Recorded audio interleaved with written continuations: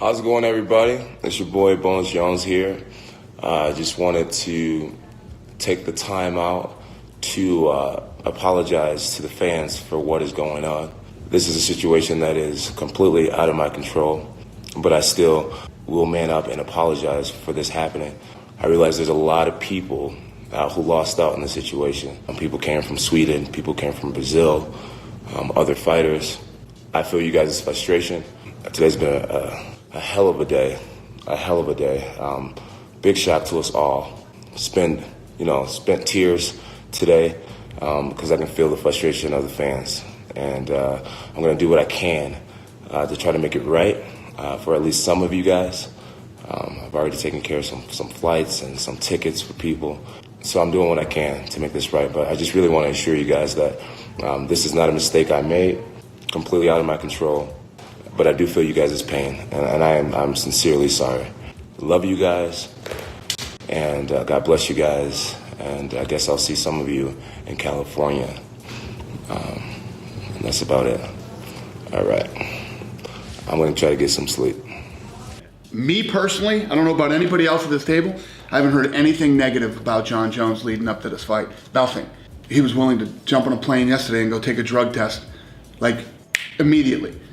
If I want to plan a PR tour for Jon Jones in 2 months, try pulling that together. It's tough to get Jon Jones. He's willing to do anything. So I believe that Jon Jones is clean. I believe that Jon is in fight shape, and I believe that, he's been doing the right thing. I don't know for how long. I haven't been with him. I haven't whatever, but he seems good to me. Jon had, I think, from September, October, November, 4 negative tests, so that they thought, this issue was behind him. But on a most recent sample collection, I think it was December 9th, it showed up again at this very, very low picogram level. Again, I want to reiterate, this isn't the UFC clearing Jon Jones. This isn't Dana White clearing Jon Jones. It's not Jeff Nowitzki clearing Jon Jones. It's USADA and these world-recognized experts who have said, A, there's no evidence of any ingestion of this substance, and B, there's no evidence that this small picogram amount of this long-term metabolite would have any effect on performance enhancement.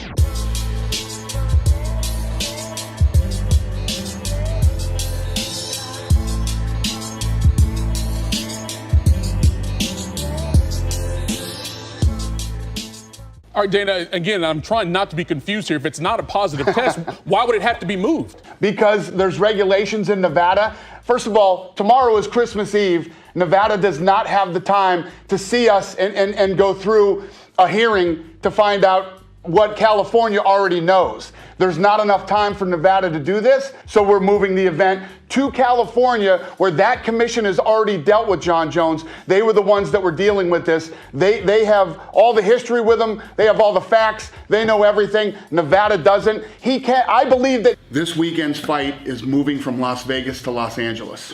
From a UFC fan standpoint, it feels like Jon Jones keeps getting all these extra attempts to redeem himself, and now the entire card is being moved because he's involved in something else that may, as you said, it's not a positive test, but from a fan standpoint, it feels a little nefarious. I completely agree with you. Listen, there's no doubt about it. Who's made more mistakes than Jon Jones? The answer is nobody. Jon Jones has got his life together. He did not test positive. He didn't do anything wrong here. Gustafsson has flown in from Sweden. He's been here for weeks training for this fight, spent money. Jon Jones has trained for this fight. Neither guy violated any rules or did anything wrong. These guys need to fight. This is for the title. They should fight. It's the right thing to do. What about the other fighters on the card, Dana? How are they impacted by this? By no fault of their own, they're going to have to move their camp and their final preparations to Los Angeles, which is at best a 4-hour drive. Right. Well, we'll take care of that. We're gonna make the transition as smooth as we possibly can to get everybody out to LA, get them set up in hotels, and make this thing right.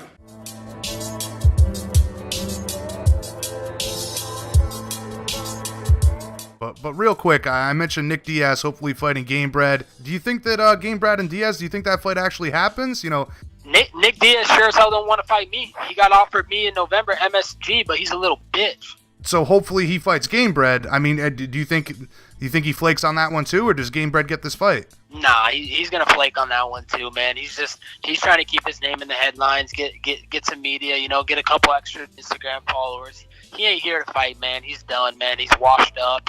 He can't even fight anymore. When's the last time he got a win? Like last generation, like last decade? No one gives a fuck about him anymore. Like, he's out partying in Vegas, doing lines of coke, beating up chicks because he ain't beating up no guys. That's all he can do is beat up chicks. So we got the little Stockton little pussies. They ain't doing shit no more.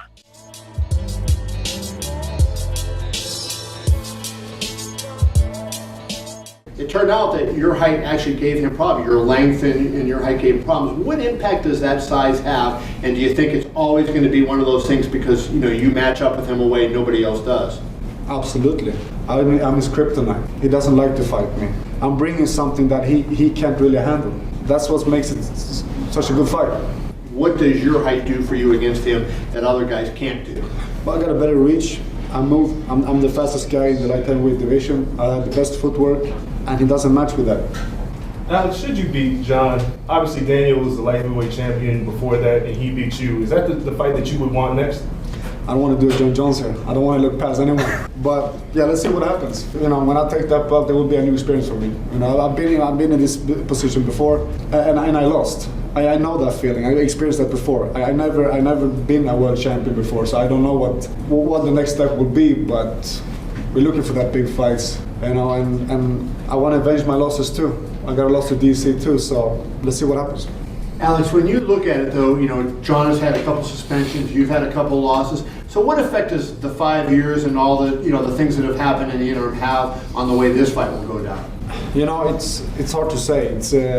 I don't think it will affect it at all. I'm preparing for the best Jon out there. I'm preparing for a better Jon this time than last time. So I just want to fight the best. No excuses after this fight. No excuses at all. It doesn't matter what he's been doing or what I've been doing. It doesn't matter now. It's all about the 29th.